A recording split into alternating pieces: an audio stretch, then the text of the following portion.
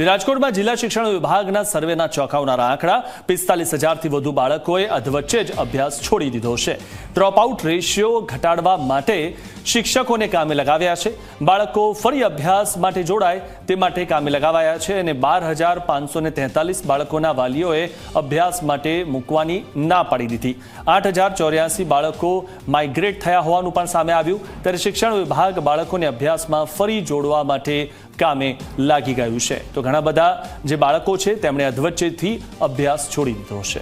CRC અને શિક્ષક મિત્રો દ્વારા જ્યારે આનો સર્વે કરવામાં આવ્યો ત્યારે અમુક બાબતો જે ખૂબ સારી હતી તે પણ ધ્યાન ઉપર આવી અને ક્યાંક જે આપણે જાગૃત થવા જેવું હતું તે બાબતો પણ ધ્યાન ઉપર આવી છે। કેટલાક વિદ્યાર્થીઓ એવા હતા કે જે ઓલરેડી એની એ સ્કૂલમાં પોતાનો અભ્યાસ ચાલુ કરી દીધો હતો, તે બાળકો પણ એવા મળી આવ્યા છે। તે આંકડો પણ ખૂબ સન્માનજનક છે।